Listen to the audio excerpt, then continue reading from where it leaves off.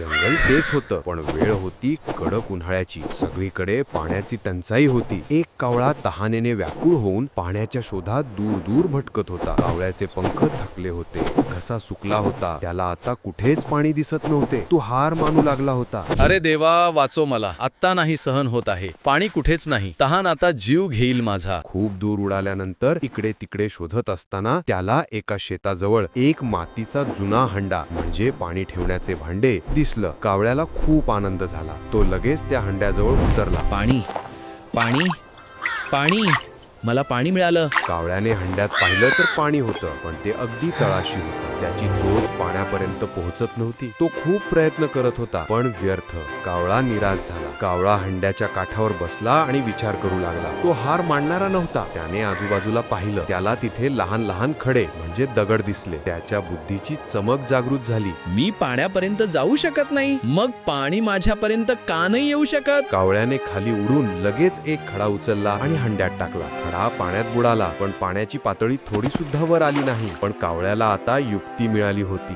एक खडा नाही तर अनेक खडे. एक वेळ अशी येईल की पाणी नक्कीच माझ्यापर्यंत पोहोचेल. कावळ्याने अथकपणे एक एक करून खडे आणले आणि हंड्यात टाकायला सुरुवात केली. त्याचे छोटे छोटे प्रयत्न सुरू होते. तो थांबला नाही. हळूहळू खूप वेळानंतर पाण्याची पातळी वर येऊ लागली. शेवटी पाणी इतकं वर आलं की कावळा सहजपणे त्याची तहान भागवू शकला. कावळ्याने पोटभर पाणी प्याले. बुद्धीच जिंकली, युक्तीही जिंकली. गोष्टीच्या पुस्तकातून आजोबाने नातू बाहेर आले होते. विहिरीच्या काठावर एक वेगळीच सकारात्मक ऊर्जा जाणवत होती. नातवाच्या चेहऱ्यावर आता आशा आणि कुतूहल होतं. आजोबा, म्हणजे मोठी समस्या सोडवण्यासाठी मोठ्या शक्तीची गरज नसते. ती युक्ती किती छोटी होती, पण काम किती मोठं केलं. अगदी बरोबर बाळा. जेव्हा तुम्हाला वाटेल की आता काही होऊ शकत नाही, तेव्हा ताकदीचा नाही तर तुमच्या बुद्धीचा वापर करा. पूर्ण गोष्ट पाहण्यासाठी आजोबांच्या गोष्टी या आपल्या YouTube चॅनलला आजच भेट द्या.